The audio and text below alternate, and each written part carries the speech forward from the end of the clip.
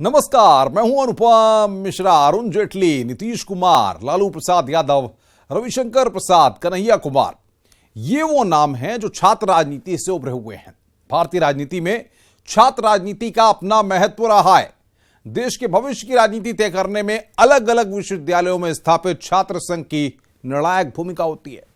आजादी की लड़ाई हो या इमरजेंसी का संघर्ष रहा हो, छात्रों ने अहम रोल निभाया है।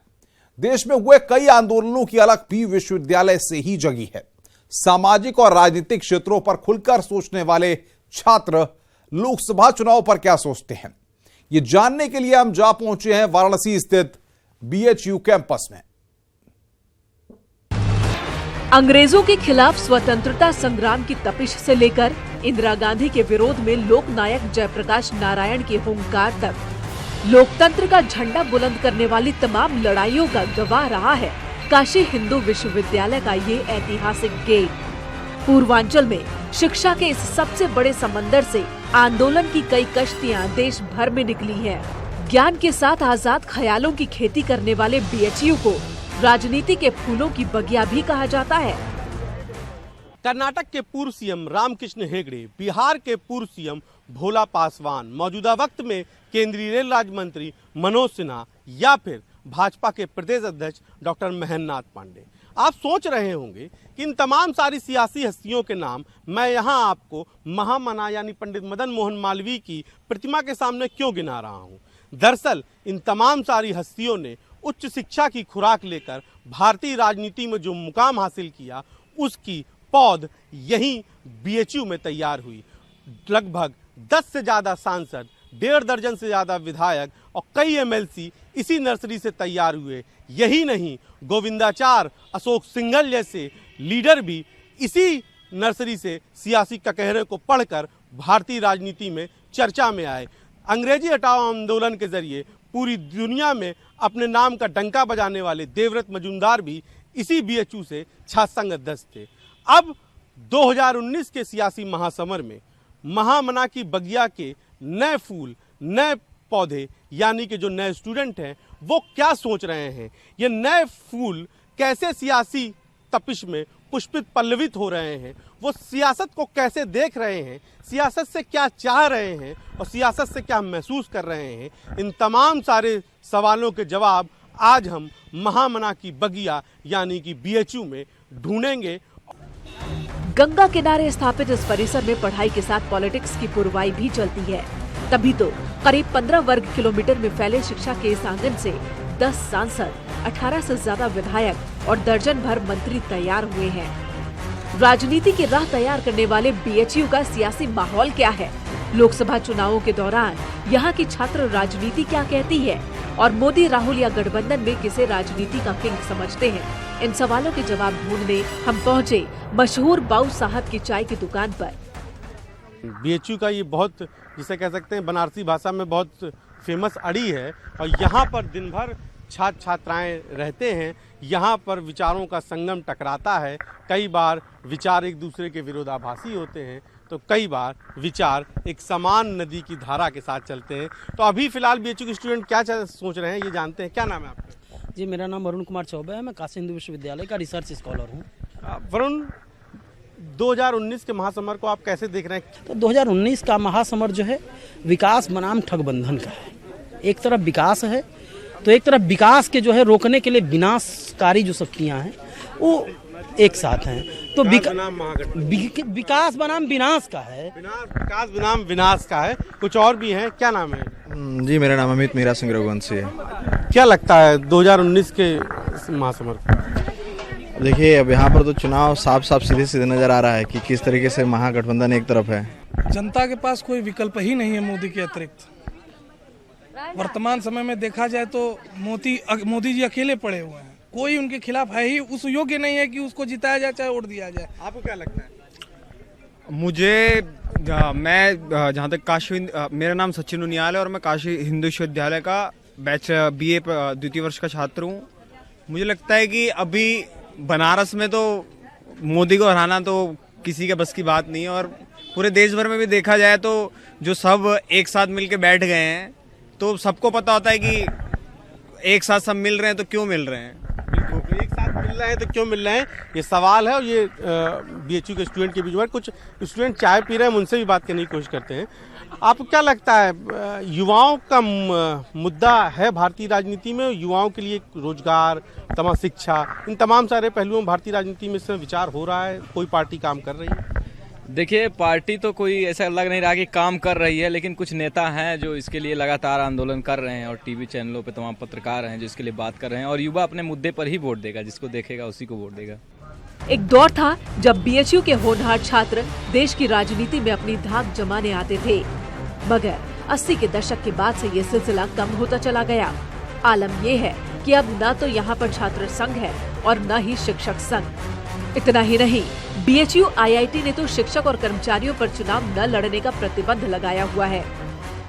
बीएचयू से अब भारतीय राजनीति का जो 80 का दशक था, अब वो बीएचयू से क्यों निकल रहा है? क्यों नहीं युवा नेता निकल रहे हैं? उसका एक कारण है कि जैसे धीरे धीरे प्लेटफॉर्म, जैसे शुरुआत में जब यहाँ पे चुनाव होता था, लेकिन आजकल वो बिल्कुल हो ही नहीं रहा है। तो पढ़ो लिखो जाओ, पढ़ो लिखो जाओ, ऐसा मैटर हो गया है। तो फिर कहाँ से नहीं?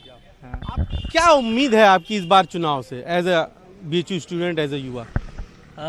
उम्मीद क्या, जिस तरीके से एक भीड़ एक तरफ जा रही है उस हिसाब से तो कोई उम्मीद हमको नहीं दिख रही है। भारतीय राजनीति से क्या उम्मीद है? कौन आपको लगता है कि जो युवाओं के बारे में जिनके घोषणा पत्र में भी है और अमल में? पहले तो बहुत वादे किए जाते हैं, लेकिन आने के बाद जो काम करता उस आधार पर चुना जाना चाहिए, लेकिन अभी काम तो हो नहीं रहा है। भाषाई दौर में जितने काम हो रहे हैं, मतलब जितना बोला जा रहा है उतना तो इम्प्लीमेंट नहीं होता है। तो मेरे हिसाब से है कि थोड़ा धरातल पे काम होना चाहिए, उसी आधार पे मतलब हम अपने प्रतिनिधि चुन सकते। तो अभी तो फिलहाल कोई ऐसा दिख नहीं रहा है। आपको क्या लगता है कि क्या ऐसी कमी है कि युवाओं के मुद्दे सिर्फ घोषणा पत्र तक ही सीमित के रह जाते हैं, लेकिन 5 साल फिर वही युवा कभी आंदोलन करते दिखता है, कभी छात्र किसी राजनीतिक पार्टी के समर्थन में नारे लगाते दिखता है, भूमिका नहीं तय हो पा रही है छात्राएं? भारत की एक सच्चाई है, क्रूर सच्चाई है, जिसको हमको मानना पड़ेगा कि भारत एक जात प्रधान देश है। जाति यहाँ है और यहाँ एक छात्रों में एकता नहीं बन पाती है विभिन्न मुद्दों के लेकर। वो उसका एक बहुत बड़ा रीजन जात भी है, एक संगठित शक्ति नहीं हो पाती है। लगता नहीं है कि युवाओं को राजनीति में आना चाहिए? बहुत कम संख्या में इस बार भी 2019 में चेहरे दिख रहे हैं जो भारतीय छात्र राजनीति से मुख्य राजनीति की धारा में आए। एक्चुअली क्या है कि यूनिवर्सिटी का जो माहौल है, जैसे आप कहीं और मत जाइए, आप बनारस हिंदू यूनिवर्सिटी का ही देख लीजिए, यहाँ पे भी है कि ऐसे हैं, बहुत सारे ऐसे स्टूडेंट्स हैं जो ये चाहते हैं कि मतलब जो सोच अच्छी रखते हैं, जो काम करना चाहते हैं, लेकिन जो हमारा माहौल है मतलब खुला वातावरण नहीं है अपनी वैचारिकी को प्रस्तुत करने का। तो ये सब है कि एक शिक्षण संस्थान के हिसाब से हम लोग को उतनी छूट मिलनी चाहिए कि हम बातचीत कर सकें इनसे। नेताओं की भट्टी में आज भले ही चुनाव ना हो, लेकिन कैंपस की चुनावी चर्चा संसद में होने वाली चर्चा पर भारी पड़ती है। कुछ और भी हम लोगों से बात करने की कोशिश करते हैं जो यहाँ पर पहुँचे हैं। क्या नाम है आपका? मेरा नाम अंकित तिवारी है। अंकित, क्या लगता है आपको, युवा क्यों नहीं मुख्य धारा में राजनीति क्यों आ पा रहे हैं? अब युवाओं को अभी मुझे नहीं लगता अभी ज़रूरत है मुख्य धारा में राजनीति में आने की। अब जैसे आप देख रहे हैं कन्हैया कुमार, जो उनकी राजनीति मुझे नहीं लगता वो अच्छी राजनीति करते हैं। वो बस अपना पब्लिसिटी पाने के लिए जो कुछ भी किए, देश का नाम उछाल दिए, सबसे बड़े देशद्रोही हैं। उनको कोई हक नहीं है उनका चुनाव लड़ने का। तो युवाओं को पढ़ाई पे ध्यान देना चाहिए। ऐसे जब हक नहीं होगा तो कैसे युवा आ पाएंगे? अगर सब पे सवाल ही खड़े होंगे, किस तरीके की? अगर देशद्रोही है तो उसे कोई हक नहीं है आने का। अगर देशद्रोही है तो he can't be your leader. तो जैसे देश का नाम उन्होंने उछाला अपने पब्लिसिटी के लिए। युवाओं का जब भी मसला होता है भारतीय राजनीति में तो सिर्फ रोजगार तक ही सीमित हो जाता है, चर्चा भी सिर्फ रोजगार तक देने की आंकड़ों तक उलझ जाती है। आपको क्या लगता है चर्चा हकीकत में कब बदलेगी, और या हकीकत में बदली तो भारतीय राजनीति केवल रोजगार तक ही क्यों आरोप प्रत्यारोप? रोजगार तो मिल रहे हैं, जो लोग पढ़ रहे हैं उनको रोजगार मिल रहे हैं, जो लोग नहीं पढ़ पा रहे हैं उनको नहीं मिलेगा, जॉब नहीं मिलेगी। तो आपने सुना कि बाबू साहब की चाय की दुकान की इस बीएचयू की अड़ी से युवाओं के विचार, यहाँ के स्टूडेंट के विचार भारतीय राजनीति में किस तरीके से युवा अब नहीं आ पा रहे हैं। छात्र संघ की वो पौध जिससे बड़े नेता तैयार होते थे, वो पौध भी अब तैयार नहीं हो पा रही है। देश से लेकर जो सियासी घरानों के मसले थे वो भी इस अड़ी पे उठे और युवाओं ने बताया कि कैसे जो है रोजगार से लेकर और राजनीति तक उनकी क्या राय है। अब हम यहाँ से चलेंगे विश्वनाथ टेम्पल, यानी कि बीएचयू के विश्वनाथ टेम्पल। बाऊ साहब की चाय की दुकान पर राजनीति की गर्मा गर्म चर्चा के बाद हम चल दिए कैंपस में स्थित विश्वनाथ मंदिर की ओर। बीटी चौराहे पर स्थित इस मंदिर पर भी हमेशा छात्रों की चौपाल सजती है। मंदिर से भले ही धार्मिक धुन निकलती हो, लेकिन चौराहे पर छात्रों के बीच होने वाली सियासी चर्चा समा बांधती है। बीएचयू कैंपस से उपेंद्र द्विवेदी की रिपोर्ट, न्यूज 18 के लिए। बनारस में 2 काशी विश्वनाथ के मंदिर हैं। आपको बताएं कि एक जो मंदिर है वो घाट के किनारे है और दूसरा बीएचयू के कैंपस में है। मदन मोहन मालवीय ने इस मंदिर की कल्पना की थी, मगर उनके निधन के बाद उद्योगपति जुगल किशोर बिरला ने मंदिर का पूरा निर्माण करवाया। मंदिर परिसर के पास भी छात्र छात्राओं की सियासी चौपाल सस्ती है। बीएचयू के छात्र इस बात को बखूबी जानते हैं कि राजनीति की रपटीली राह को पार कर सत्ता तक पहुंचने के लिए धर्म की डोर का सहारा लेना ही पड़ता है। लिहाजा बहस मंदिर मार्ग की ओर मुड़ गई। अब हम पहुंचे बीटी चौराहे यानी कि विश्वनाथ टेम्पल चौराहा, काशी हिंदू विश्वविद्यालय में मौजूद विश्वनाथ मंदिर पर। यहाँ पर भी हर वक्त युवाओं की चहलकदमी बनी रहती है। यहाँ पे भी बड़ी संख्या में बीएचयू के स्टूडेंट बात संवाद करते हैं, उनसे जानते हैं कि क्या इस वक्त का सियासी माहौल है। आप इस वक्त बीटी यानी विश्वनाथ मंदिर में बैठे। भारतीय राजनीति में भी 2 साल से राम मंदिर का मुद्दा बड़ा छाया रहा, लेकिन चुनाव आते आते वो पता नहीं कहाँ अटका है। सर, सबसे पहले तो राम मंदिर का मुद्दा जो है आस्था का मुद्दा है, हम भी समझ रहे हैं और आप भी समझ रहे हैं। रही बात किसी पार्टी के, वो हक अधिकार में बिल्कुल भी नहीं है। और रही बात, हम यही मानेंगे कि अब मुस्लिम धर्म को भी आगे आना चाहिए और आपसी मिल बात बैठकर हम लोग राम मंदिर का निर्माण करें। कहीं न कहीं कोई धर्म का मुद्दा और तमाम सारे जो मुद्दे जिससे हमारी जिंदगी प्रभावित नहीं है वो आ जाते हैं। कैसे भावनाएं उसी होती है? देखिए, जहाँ तक इन मुद्दों का सवाल है, जो जमीनी स्तर के मुद्दे हैं, सारे बड़े न्यूज चैनलों के सर्वे यही दिखाते हैं कि रोजगार का मुद्दा सबसे ऊपर है, किसानों का मुद्दा सबसे ऊपर है। समस्या तब हो जाती है जब कुछ लोग जो कि फेस हैं प्रचार के, वो लोग सेना के नाम पर वोट मांगते हैं। राम मंदिर को लेकर 2 साल से बड़ा तापमान बढ़ा रहा, लेकिन चुनाव जब ऐसे आया तो मुद्दा पूरा राजवाद से आ गया। और तमाम सारे जो वो मुद्दे आपकी शिक्षा से जुड़े हुए हो, चाहे महिलाओं की सुरक्षा से हो, वो चुनाव में मुद्दा नहीं बन पाते, उनको वोट नहीं। लोगों को ना ये मुद्दे सुनने में मजा आता है, ना जो वोट मांगने आते हैं उनको इन मुद्दों पे बात करने में अच्छा लगता है। उनको बस राम मंदिर चाहिए और उनको बस जाति चाहिए, उनको बस धर्म में बात करने में मजा आता है। राम मंदिर 2 साल से बड़ा मुद्दा था, चुनाव आते आते वो गायब हो गया। दोस्त है, जब से रथ से निकले थे हमारे तो तब भी नहीं बन पाया। लेकिन हमेशा ये विपक्ष में रहते हैं तो कहते हैं कि जो है हम राम मंदिर बनाएंगे सरकार के टाइम में। जब सरकार आई थी तो कहते हैं सुप्रीम कोर्ट में मामला है, सुप्रीम कोर्ट सुनवाई देगा। जीडीपी ग्रोथ गिर चुका है। जब रोजगार होगा तब ना आदमी विकास करेगा। ये बनारस से लेके हंडिया तक का तो हाईवे बना नहीं पाए। महादेव की नगरी में राम मंदिर के मुद्दे पर छात्रों ने खुलकर अपने विचार रखे। इस बीच वो मुद्दे भी सामने आए जो बीते 5 साल से बीएचयू के अंदर पनप रहे हैं। जो पिछले 5 साल में यहाँ का माहौल है बीएचयू का, मतलब बेसिकली पता नहीं कैसे रैंकिंग में 3रे नंबर पे आ जा रहा है।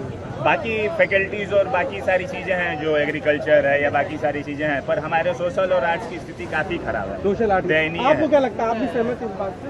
हाँ, इस बात से पूरी तरह सहमत है कि जो क्लासेस चलती हैं रेगुलर चलती हैं, लेकिन जो माहौल है एक विद्यार्थी को मिलना चाहिए वो माहौल यहाँ पे है नहीं। आपको क्या लगता है, युवा सिर्फ भारतीय नेताओं के आगे से नारेबाजी करता रहेगा या उसके हक के हुकूक के बारे में सोचा भी जाएगा, उसको उम्मीद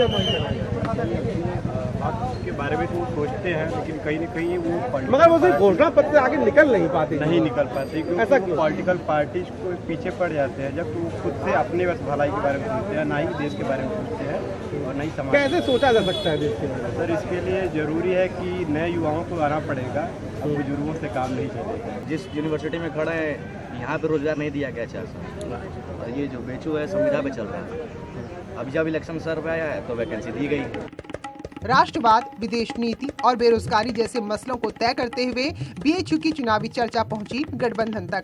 क्या लगता है असल मुद्दे चुनाव में कहाँ गायब हो जाते हैं? इस बार किन मुद्दों पर? कैसा मुद्दा है? मुद्दा कुछ नहीं है। मुद्दा कुछ नहीं है। कहाँ चले गए? देखिए, पहला फर्स्ट नेशन हमारे यहाँ पहले आप 2 चीज हो रहा है, 2 चीज पे मैं बता रहा हूँ। एक जो है ठगबंधन जो है, देश का ठगबंधन जो है, चाणक्य ने कहा था कि सारे गद्दार अगर एक हो जाए, ये समझ लीजिएगा कि देश का प्रतिनिधि करने वाला ईमानदार होता है। ठगबंधन अगर है तो जो एनडीए सरकार है वो कितने लोग से अलायंस किए, ये भी इसमें नोटिस करना चाहिए ना। शिवसेना से जब भी इलेक्शन नहीं रहता है, भैया सुन तो लीजिए,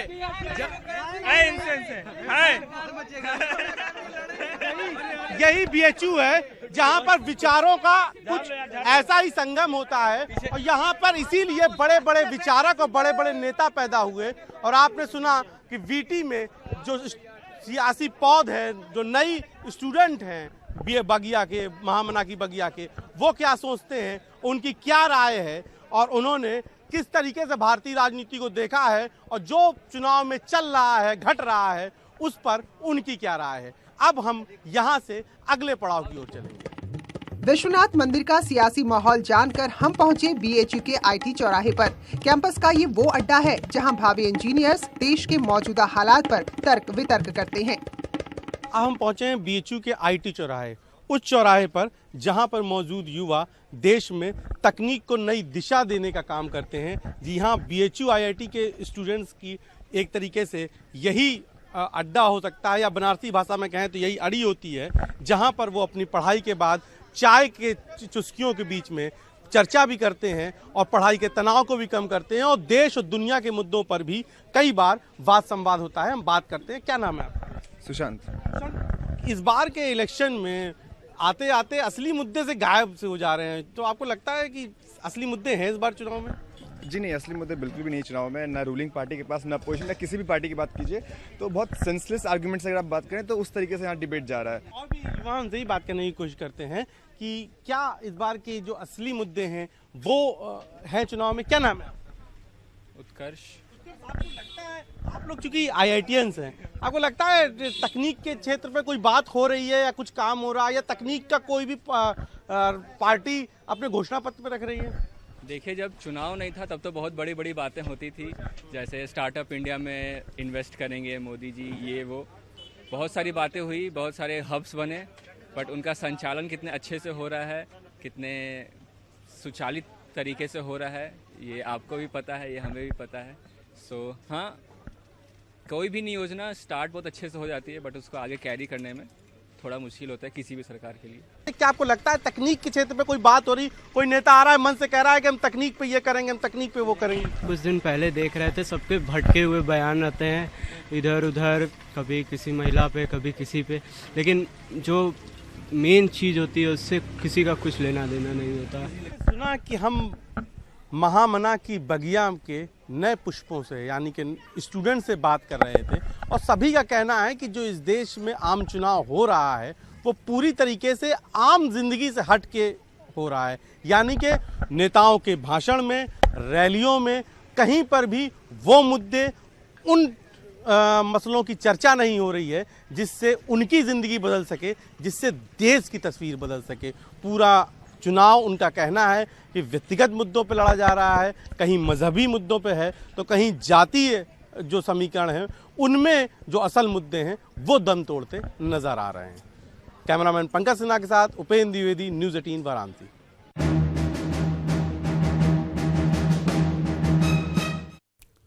तो हमने आपको बीएचयू के अंदर से वहां के सियासी माहौल को, सियासी सरगर्मियों को, वहां के छात्र क्या सोचते हैं, तमाम चीजों को बताने की कोशिश की। हमारी खास पेशकश में फिलहाल इतना ही। नमस्कार।